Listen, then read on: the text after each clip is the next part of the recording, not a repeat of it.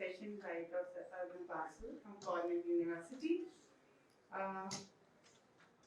I'm delighted and happy to introduce him. So he's an economist and professor at Charles at Dyson College of Applied Economics and Management, Cornell University.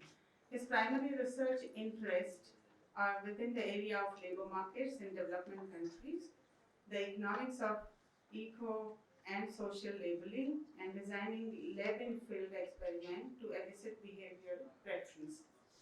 With labor market, Professor Arnab research spans topics on the informal sector, minimum wage and enforcement, labor contracts, employment guarantee schemes, child labor, human trafficking, and migration driven by climate and social network.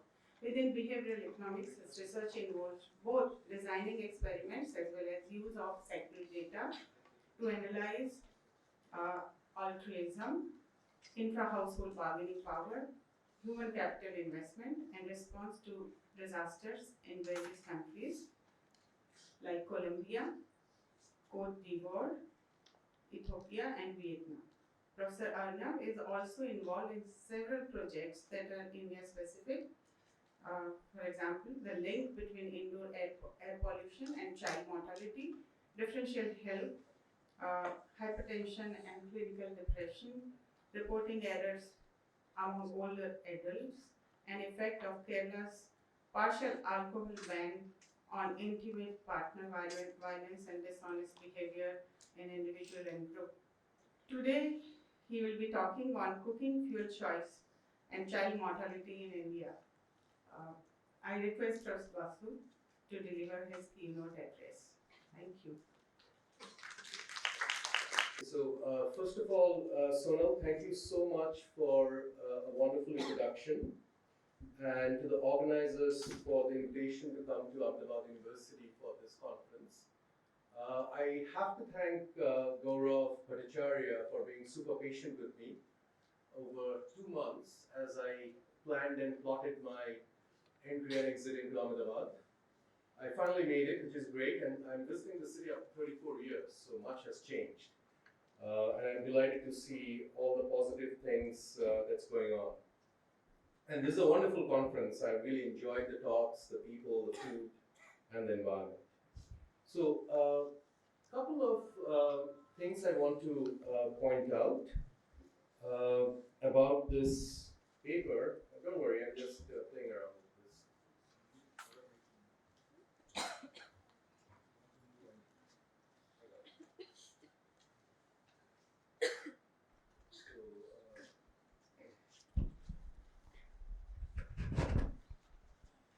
So, I hope you can hear me. So I like walking around, so this feels less confining.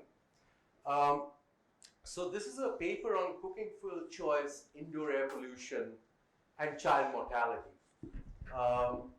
Before I start, I gave this talk, the same talk, in Presidency University about 9 days ago, thinking that there will be no overlap of audiences. Unfortunately, there is a couple who were at that talk and are also here. And I apologize for that, but the good news is that the ending doesn't change. It's the same ending from Calcutta and here. So, and the topic in itself, I should warn you, is depressing. It's not an uplifting topic. There is no positive takeaways, but it has a lot of policy relevance. And that's what the focus of the paper is to shape policy regarding a very important issue that has been overlooked, right, to a large extent. So this is a paper, Cooking Fuel Choice, Child Mortality in India. The first author is, of course, me, and I'm not the first author simply because I did a lot of work, it's because of my last name. And then there is Sengunjab Bamisuran, who is a Mongolian PhD student at Cornell, incredibly bright kid. Nancy Chow, also at Cornell, and Neha. Neha was my colleague at the Delhi School of Economics. When he moves back, she's at Binghamton University, which is very close to Cornell, so it's easy to work in close proximity. So the heavy lifting of the paper, it's very data intensive. There's an empirical talk, there's no theory. The heavy lifting of the data has been done by Sengunjab. So all credit goes to him, and he did an excellent work. You're going to see in a little while. Um, so there are other questions that people usually ask when I start my talk, and this is of course not a forum where you can ask me questions till the very end, but in case you have questions like why do we need so many co-authors and so on and so forth, Gaurav knows the answer, please ask him, he'll tell you at some point. Okay, so I'll walk you through all the, it has all these subparts, don't worry, it's a short talk, it'll be over in 30 minutes. But I'm legally supposed to tell you all the various components that are here in the slides. Picture is worth 1,000 words. This is basically what the paper is about. This is about biomass cooking fuel that's used by a huge number of households within India. This is the chula. You see straws, shrubs, animal dung, firewood being used for cooking by mothers usually, and young children are usually tied to the mothers and in close proximity. So what this paper really does is understand very precisely, in other words causally, the human cost of this exact activity, right? And I'm going to show you that the numbers are non-trivial. It's actually very, very high. So to kind of step a little back from this cooking fuel choice issue, the number of deaths from household air pollution. So we are talking about indoor air pollution in this paper. So if you think about air pollution, there's a lot of literature right now linking environment to development. Okay? And a large part of that environment development nexus has to do with air pollution. Within air pollution, you have the indoor air pollution, which what I'm going to focus on. And then you have the outdoor air pollution, which is significant if you particularly have been to northern India. The smog from all the crop burning in Punjab and Haryana and all the smog that descends. It's the same thing happening in Brazil from clearing of forests for cattle farming. And there are very, very good papers that are coming out on that space. So one of the most famous papers that came out in the Review of Economics and Statistics on outdoor air pollution is by Rangel and Vogel a few years back that looked at this this forest burning in the Amazon on birth weight, in utero exposure of kids that are born in their birth weight. And there's a significant negative effect, right, of those who are exposed. But the challenging identification of outdoor air pollution is how do you know? You can say, oh, I live within 5 kilometers or 2 kilometers or 3 kilometers and therefore I can see the effect. But what Randall and Vogel's paper really does is that they look at the precise wind direction every day. So there's an algorithm that's now being used in outdoor air pollution literature, that it's not just enough to say crop burning took place in Punjab and therefore people in Delhi are affected. It depends on which direction the wind was blowing on particular days, right? And that sharpens your causal estimates. So that's one. There's also a group of academics like Rohini Pandey, who's at Yale, working on RCTs, randomized control trials, trying to incentivize farmers not to burn their crops. So they're looking at various incentive mechanisms to see what really works, right? So this is in the realm of outdoor air pollution. Indoor air pollution, what you can see over here, worldwide, around 4 million deaths are attributed to household air pollution. And the pathway for household air pollution into mortality is through respiratory illness.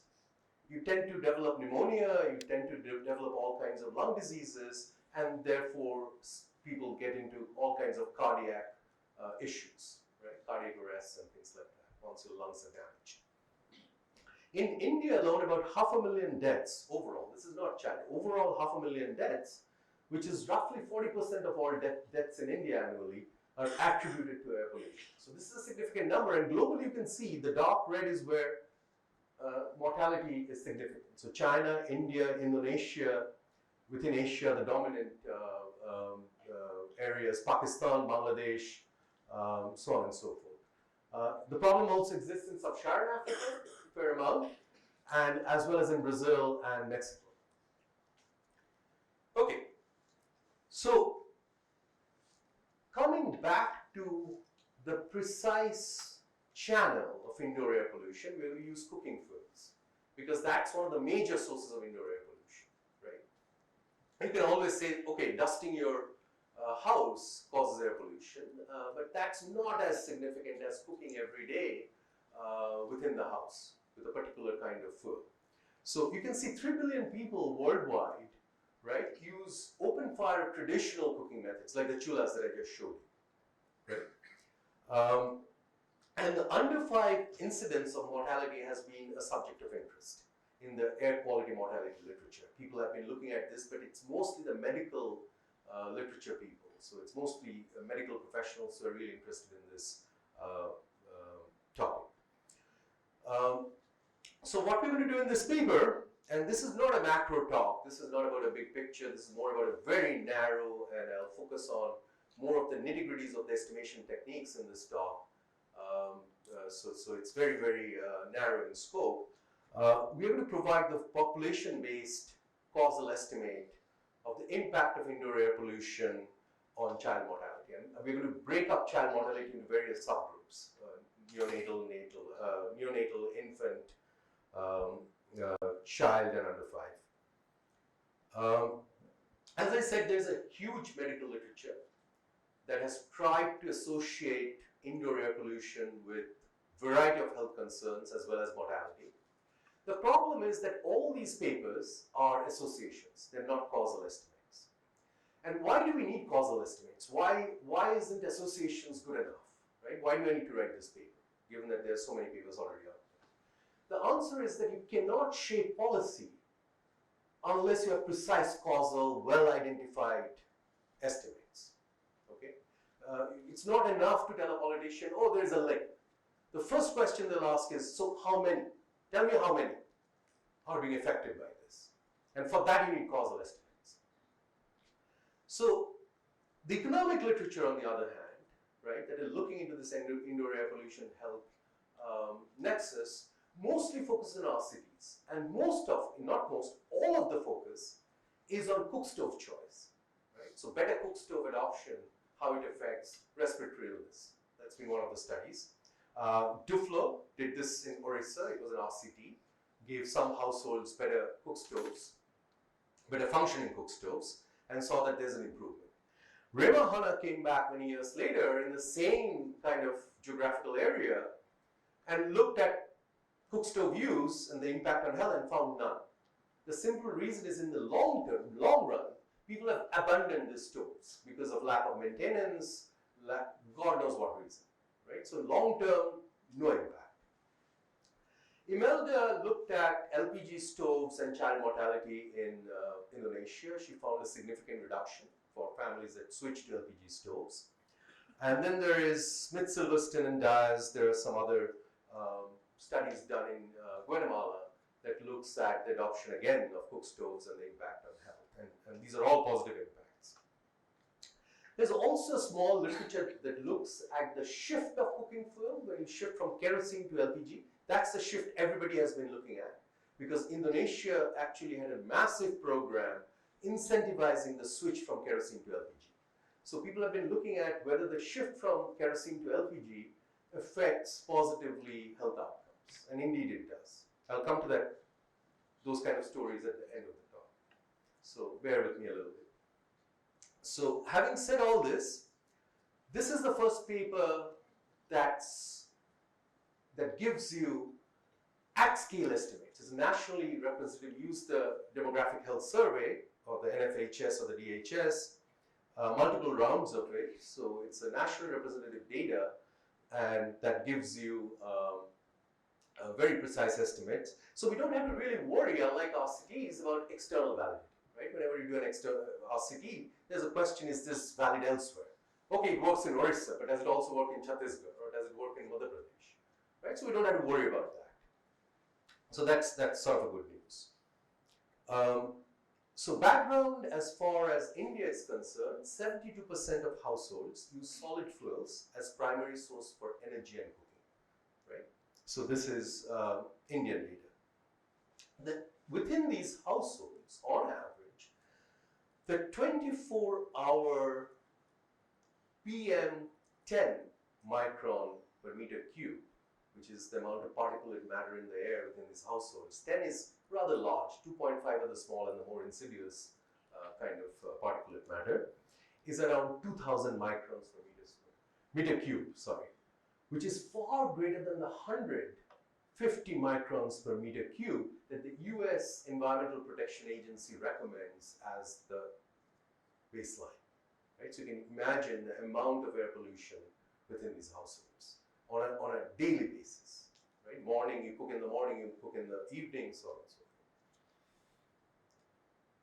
And then there are some, papers that have looked at associations talk about 20% of deaths among under 5 children is attributed to the use of solid fuels. So there is some link going on, and we are going to get into this. So this is from the DHS data. You can look at the 1992, which is the first round of the DHS, 98, 2000, 2005, 6, and the 2015, 16. And this is where we split the sample, those households that use polluting fuels in red and those that use clean fuels. There are 12 types of fuels listed in the DHS surveys. They ask the households which one you use, and the data collected is only on the primary fuel that a household uses.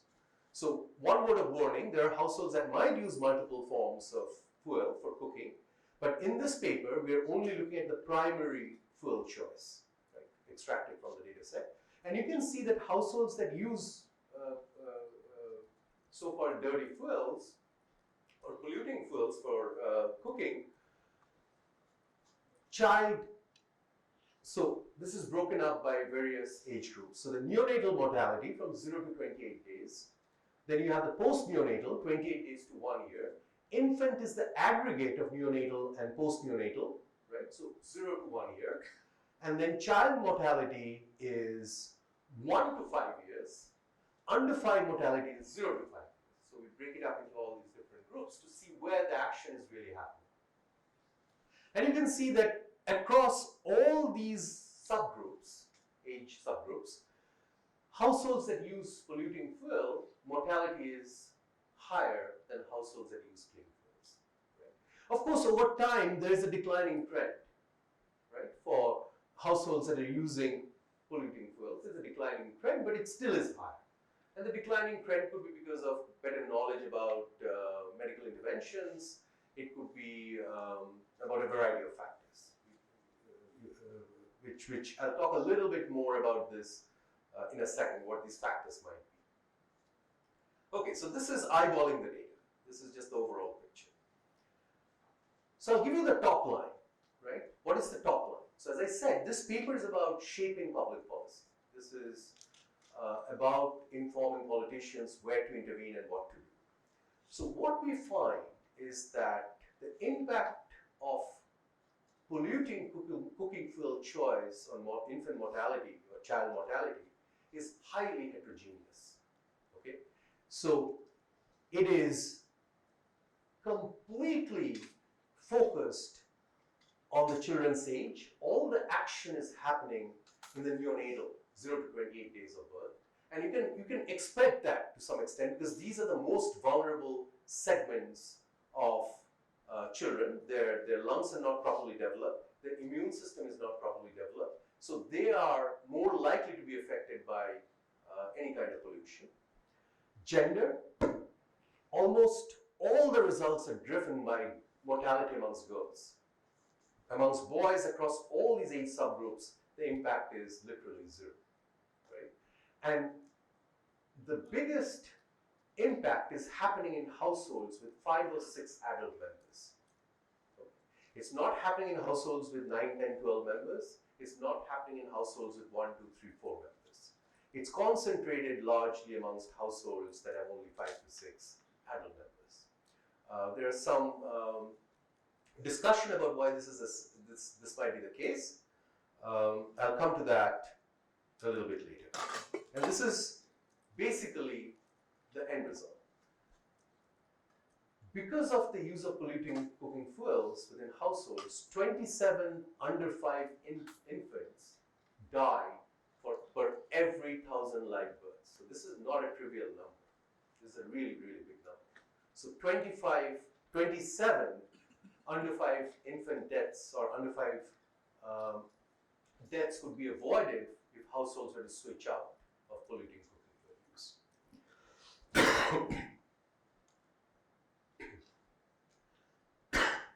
The empirical strategy. So child mortality. So DHS surveys captures whether a child within a household died within the last 5 years of the survey. So whether a child died or not. So child died, household age, district D, state S, time T, which is the year of the DHS surveys. And our explanatory variables, polluting fuel. So we have 12 fuels which we categorize as clean or dirty in this regression.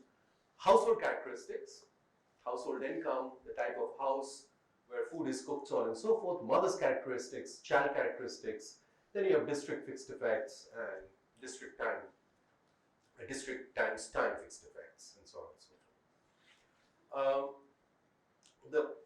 forth. The problem is there is an endogeneity between polluting cooking fuel use and child mortality. You can think of one pathway being that there's indoor air pollution, there's respiratory illness, poor health, which leads to lower earnings for adult members of the household, which means they continue to use cheaper and polluting fuels, which leads to high child mortality. So that's like the poverty trap, if you want to think about it, right? The other end of the problem is that you have high child mortality within a household. Utility maximizing households recognize this and they opt out of polluting fuel use. So what you have left in the data are only households that are using dirty fuels, right? So in order to address this endogeneity between the cooking fuel choice and child mortality, we have to use IVs, instrumental variables approach. So we need an IV for polluting fuel, IVs that are only correlated with polluting fuel choice, but not with child mortality. So this is the first stage specification because we're doing an IV, and you can see that the polluting fuel choice itself is now regressed on a bunch of household, mother, and child characteristics, along with all the fixed effects at the district level, and so on and so forth. So why are we working, or why are we doing district fixed effects? So this is a valid issue. Should we use village fixed effects, right? Or household level fixed effects? The problem is with the DHS data is the primary sampling units, PSUs. What the DHS does is that it randomly chooses some households and places them in some other location. No more than 5 kilometers within the same district, but within 5 kilometers. So technically speaking, when you're looking at a household and trying to relate it to the village, you cannot, because it might be, it's within the same district, that much I know for sure, but I do not know whether it's in that particular village or whether it has been displaced, right, by the DHS. This is done to kind of ensure anonymity to some extent. This problem is particularly worse in the 2006 DHS, 2005-06, because that DHS has an HIV module. So there's extra care taken not to identify anything. So that's why we dropped the 2005 DHS and only work with the 92, 93, the 99, and the 2015, 16. So the three data sets that we use are, as I said, the DHS, the 3 rounds, the satellite data on forest cover in the districts from the Planning Commission of India, the past Planning Commission, and the 2011 census data. So we are using the satellite data and the census data to identify forest cover, because one of our instruments for polluting cooking fuel is going to be the forest cover in a district. If you have more forest, you're more likely to use firewood, right? The second IV we are going to use is land ownership. If you have land, you're going to use animal dung, you probably have livestock, crop residue, and things like that, crop waste. So the satellite data is the one that is the important one, right, on forest cover. Because the census data on forest is very peculiar for India. The census categorizes a geographical area as containing forest, but if you actually go there, there are no trees, So it's a designated area as a forest. It necessarily may not have any trees. So it's a little bit tricky if you ever use the census data to identify whether there's a forest or not. You may not find all kinds of things. So infant mortality, child died, household age, we subdivide it into all these age groups, the neo, post-neo, infant, child, and under 5. The key explanatory variables type of cooking fuel that we talked about, clean and polluting, other controls, place of residence, rural, urban, household income, household size, place where food is cooked, type of house, mother's age, which is a proxy for experience with childcare, mother's education, again a proxy for child rearing expertise, gender of the child, boy or girl, breastfeeding status, right? So if a child is breastfed, they're supposed to have stronger immunity. We do a robustness check with not just breastfeeding status 0-1, but also breastfeeding duration. And breastfeeding duration data is only contained in the 2015-16 DHS, not in the earlier ones. But we do check for that. The IVs we are using is forest cover and agricultural land ownership. So you might think, well, if you're owning agricultural land, you must be rich, right? So why would you not take your kid to the doctor? You should be using, you have a separate room for cooking, blah, blah, blah, all this other stuff. So it should not be that big an issue when it comes to land ownership. But in the DHS data, the majority of households own 1 acre or half acre subsistence farms, or really, really marginal plots of land. It's not that you're looking at Punjab where everybody has 50 hectares and whatever. Okay, so that's one. The second question is, and I should point it out over here, the forest cover as a good instrument for polluting cooking fuel use is relevant. I'll show you all kinds of pictures.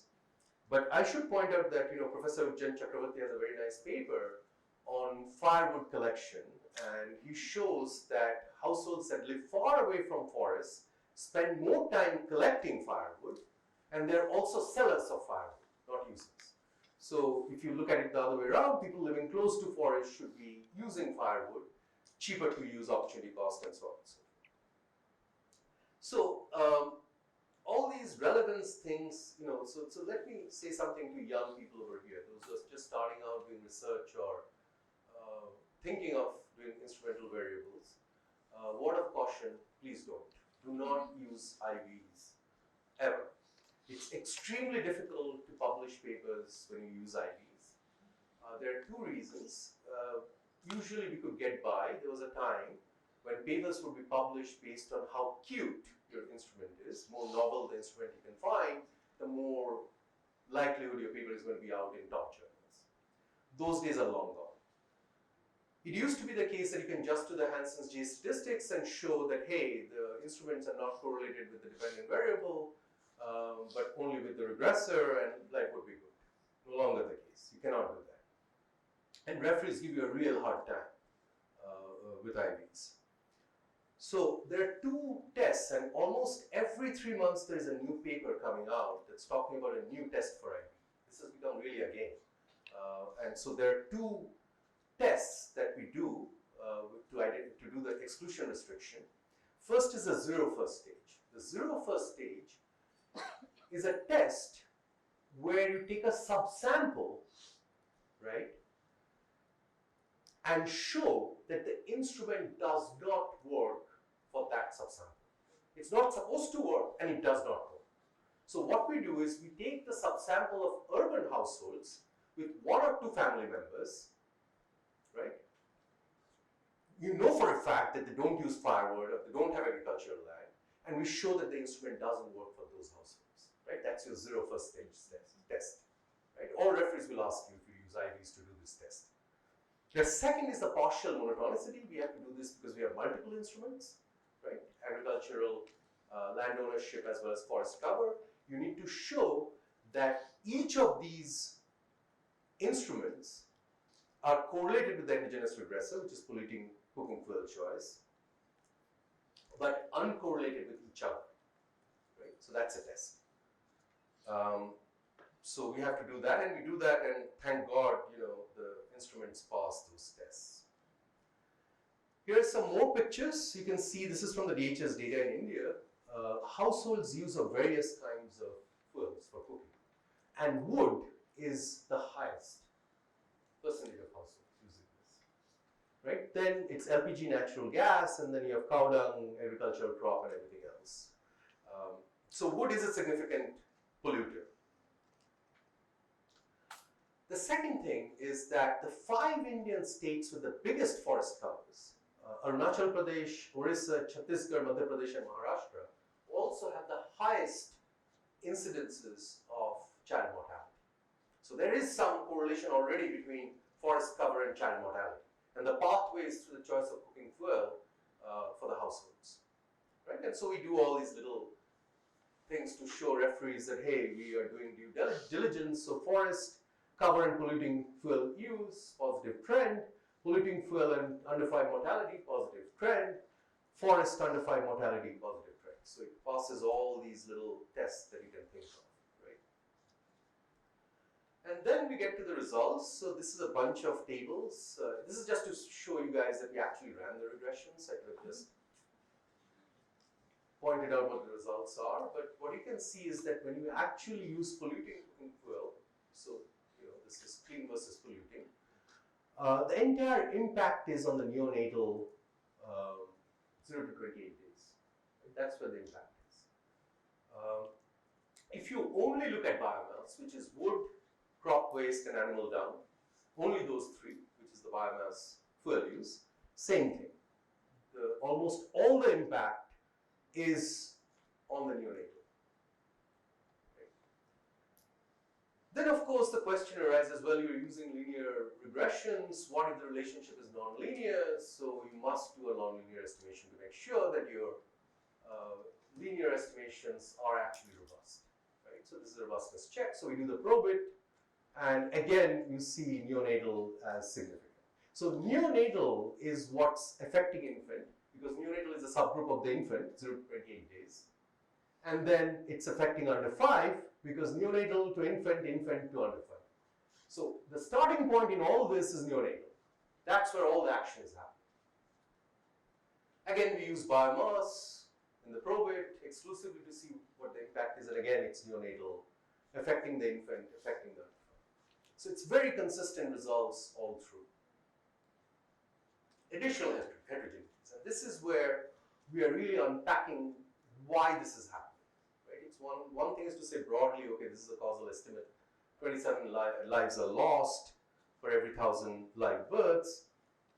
But which households are being affected, and so on and so forth, is an important issue. And we find that when we split subsamples by household size, almost everything is happening at the 5 to 6.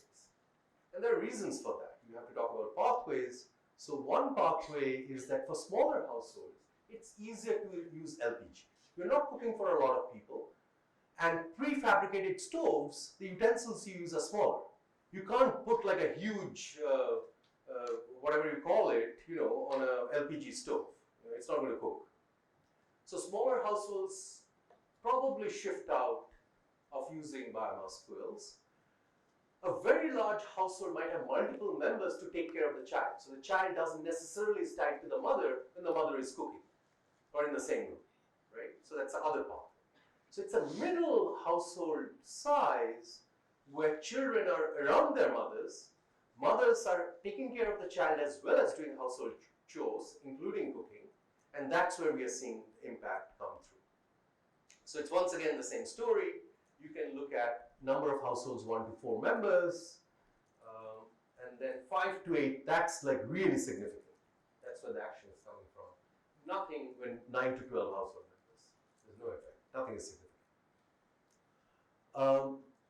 So the next part of the heterogeneity analysis is what about the gender of the child, right? We do have in the paper some results relating to birth order, how many male childs are there in the household, and so on and so forth.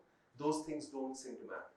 Right? Birth order as well as number of male siblings do not have an effect on our results. But what we do find is that the results are completely being driven by girls. So you can look at boys. This is, we just take the boys, subsample of boys, nothing. Absolutely nothing. Nothing is significant. look at the girls and you see the effect. Right? So this part of the results, right, it's not only a link between environment and development, but this speaks to the literature on missing women in India. This is a long line of debate between Monica Dasgupta and Amartya Sen, and then all kinds of other researchers talking about that this missing woman problem in India is across the spectrum. Right? It starts from infancy, goes all the way into widowhood, neglect for women, lack of property rights, so on and so forth. So this is the missing woman concentrated at the neonatal stage. Right?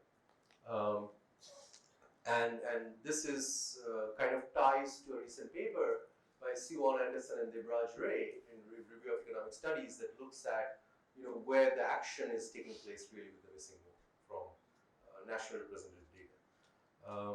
So this is just the gender angle. I'm almost at the end. So the question is like, what are governments doing about this? So the Indian government had two programs that really tried to address this use of biomass fuels for cooking.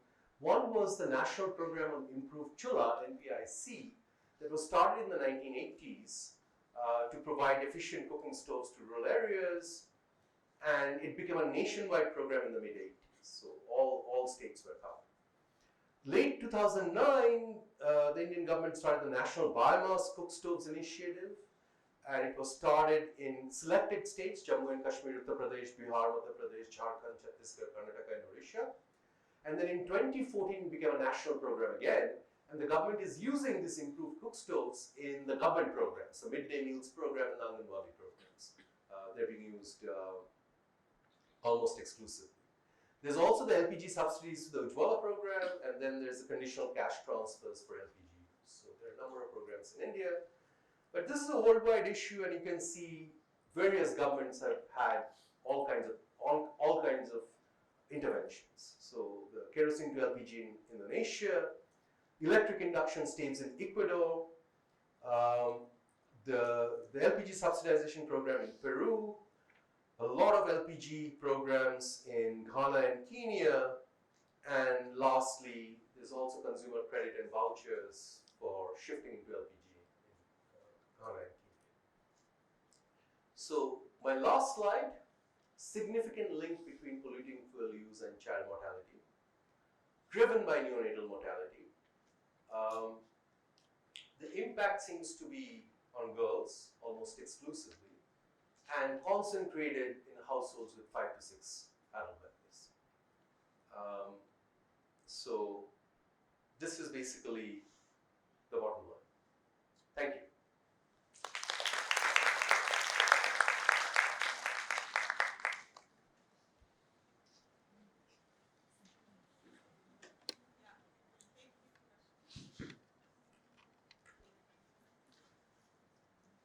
Thank you. This is a fascinating paper. I had a couple of questions. You have a panel, right? So No, it's not a panel. okay. The DHS is not asking the same households, Right. right? So it's like, yeah. So it's cross section. Okay. And that's how you can use household level variables. Yes. Because I was wondering about changing forest cover over time, if that would have an impact. Right.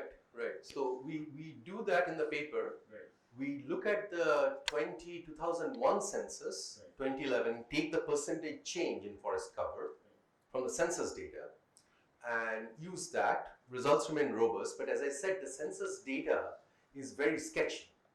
Large plots of barren land that are designated as forest, but the satellite cover I don't have 2001. The satellite cover data is only from 2011. The also about fuel stacking, because it is not clear that households use the same fuel for cooking all the time. So they may have gas, the cylinder runs out, then they use biomass. Okay, totally. It's a very valid point, and that's why I said at the beginning. So we're only using the primary. So the question asks in the DHS, what's your primary cooking fuel choice? They don't ask you, tell us all the different types you're using. Then we could have done something else. But it's very likely households do use, one form kerosene during the day and, shrubs at that. And do you have any information on the size of the home?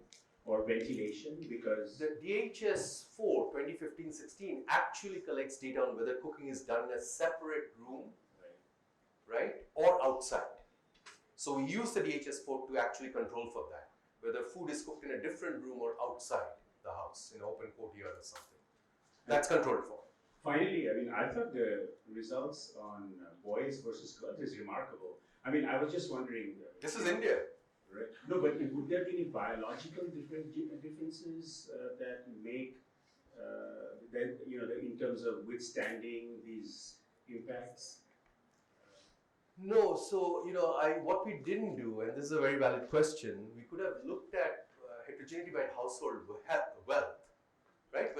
And we know this for a fact that that wealthier households have a bigger sun preference, right? Than the poorer or lower. So we haven't done that heterogeneity analysis. We have.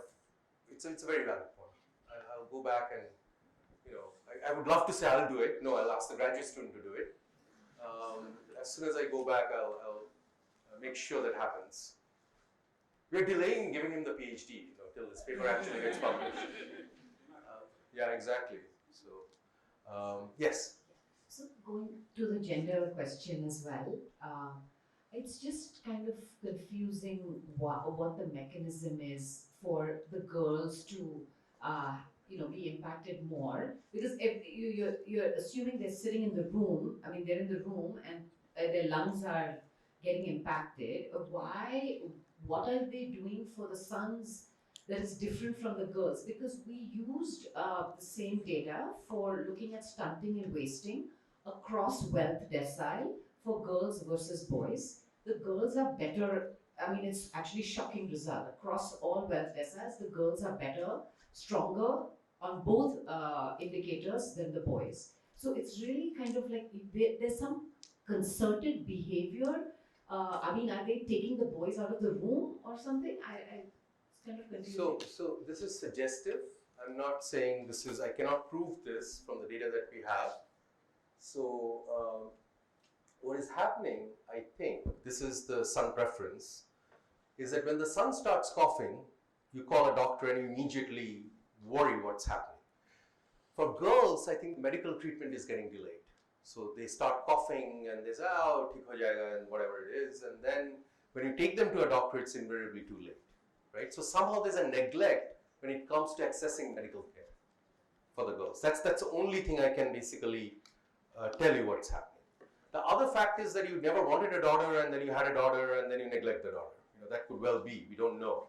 Because one of my co-authors actually studied female infanticide in India, and of course it's a self-selective abortion but also female infanticide. So girls are killed within the first 15 days of birth, and that is very pronounced in Tamil Nadu, Karnataka, Punjab and Haryana. Four areas where this is very high. So that's the best answer I can give you. That's basically there's a neglect in terms of medical care access.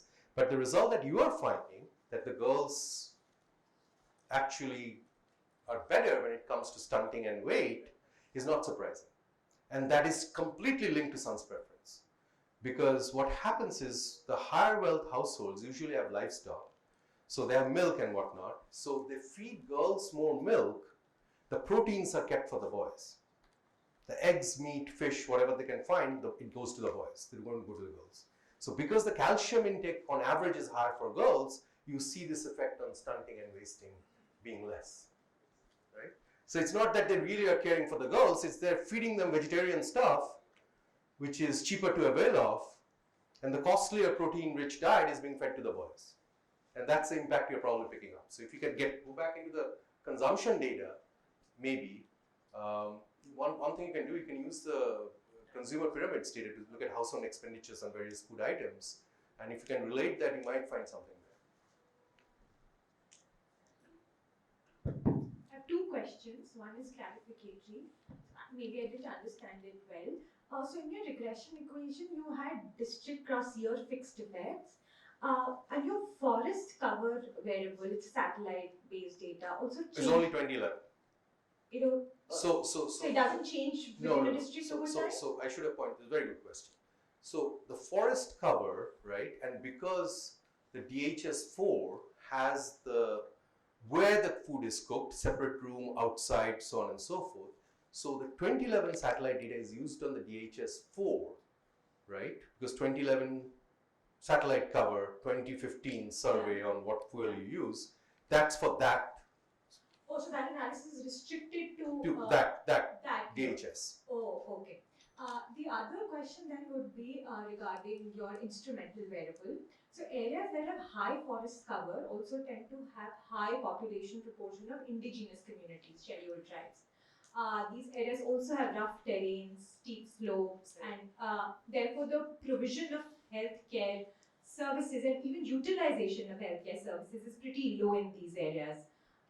Primary healthcare units are quite far. Absolutely. So that could also directly impact your child mortality than use of cooking. So exclusion really I'm pointing out. How do you So this is where the exclusion criteria is really come into play. So that's why it's not just the IV and the Hansen's test. So that's why you need the 0 first stage. That's why you need the partial monotonicity to identify that really the pathway is through cooking fuel choice and not through. I mean, people used to tell me when I first presented this paper, I wrote this like 4 years ago. People would say, "Oh, well, you live next to a forest. What do you expect? You're going to die from malaria, right? There's lots of mosquitoes in a forest."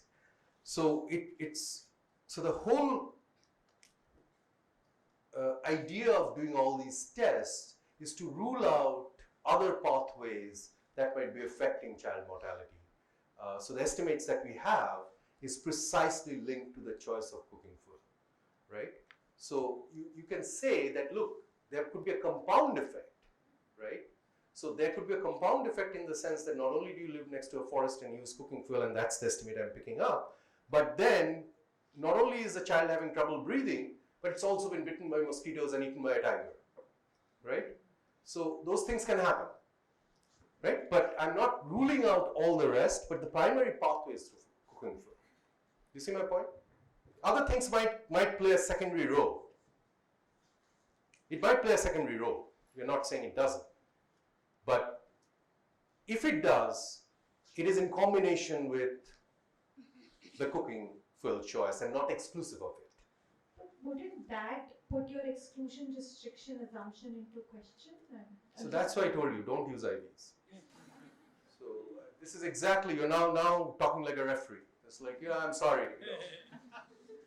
So yes and no. So the point is, you can run however many tests as you want. So the whole idea of doing all these tests is to exactly address your concern, rule everything out as much as you can. There might be still a gray area where something might be compounding the cooking fuel choice effect, and that I cannot say with 100% certainty nothing else happens, right?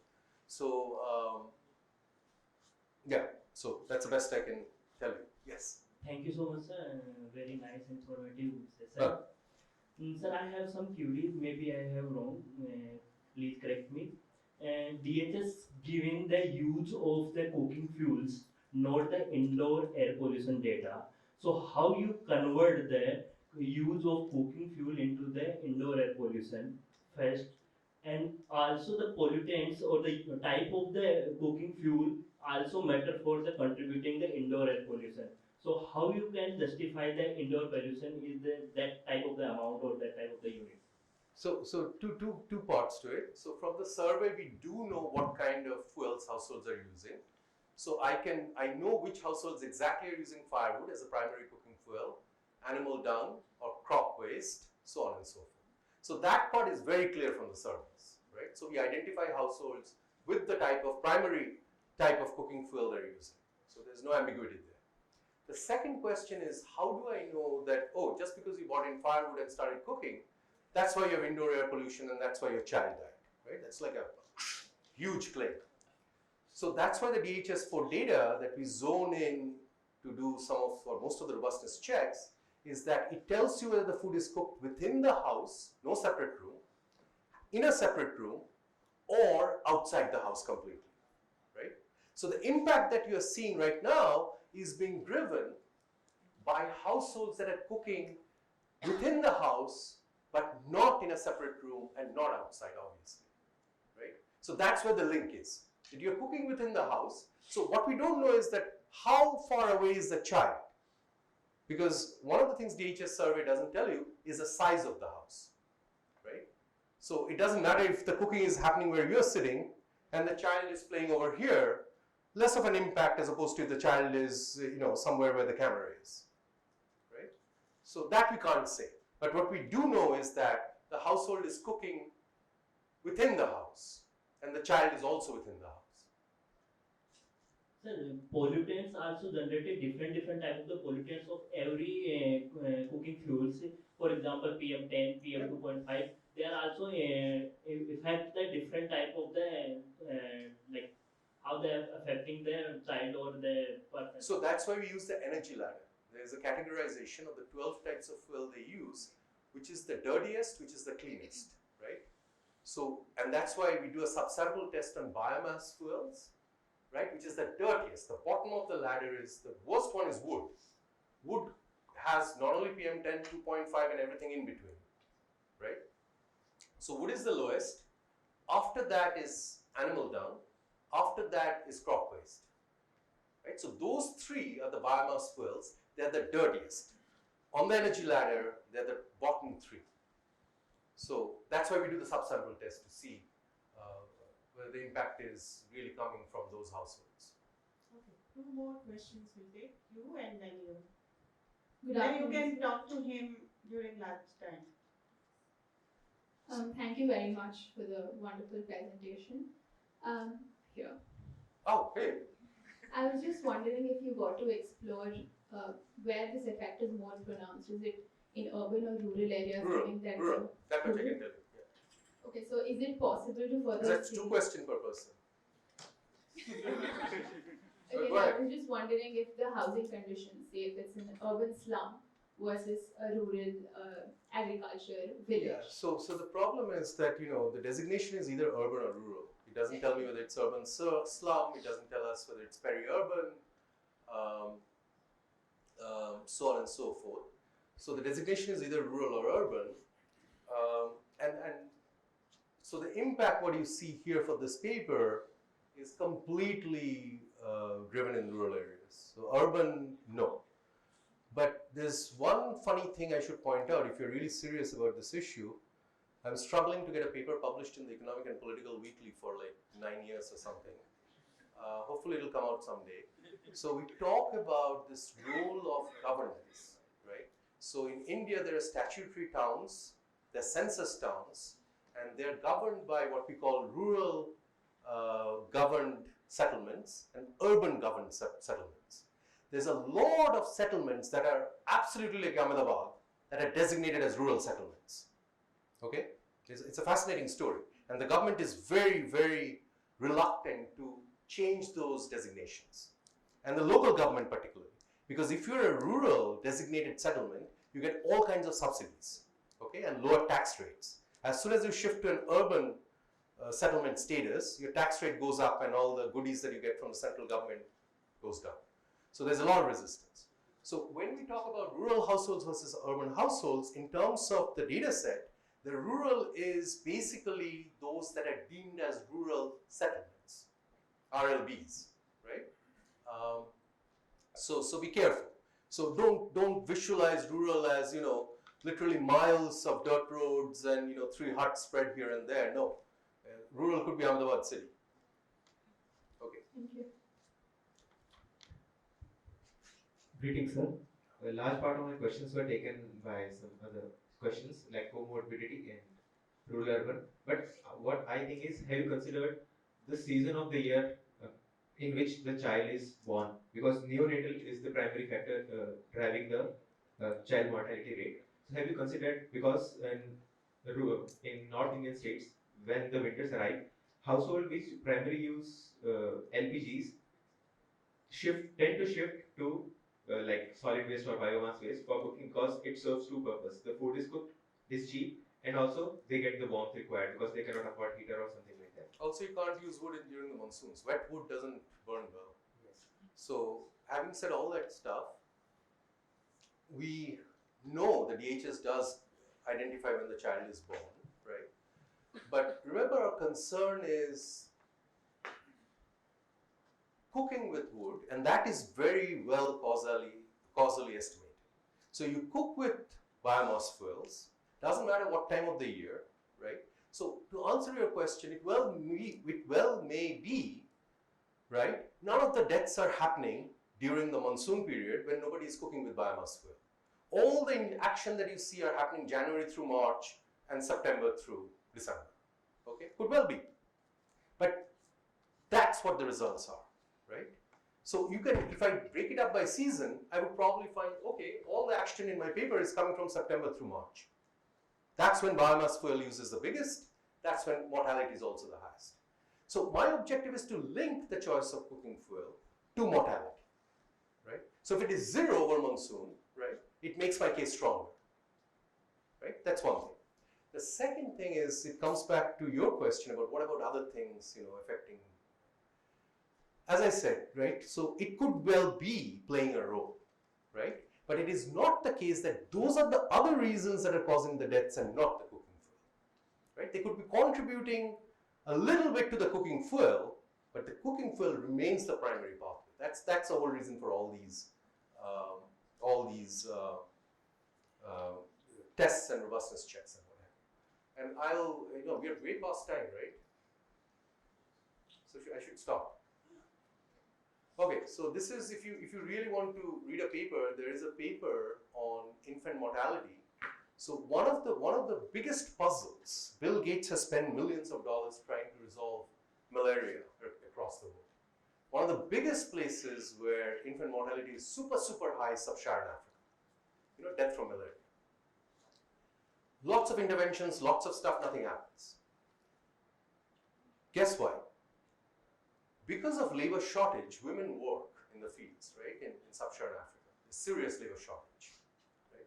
So because of that, women time their fertility to give birth when there is no work, which happens to be during the monsoon seasons, when the rains come, right? And that's when also the mosquitoes breed, right?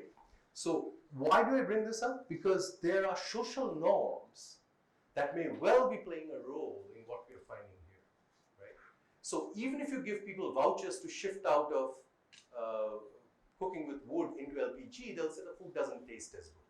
There's the same problem India faced with GM brinjal. Nobody would buy them because they don't taste good. The color is not right, the food doesn't taste good. So there are social norms about the way things are cooked that sometimes creates these traps, that interventions don't work, people don't shift out of something, right? So that's a separate, you know, I'll come back next year and talk about it. Thank you guys.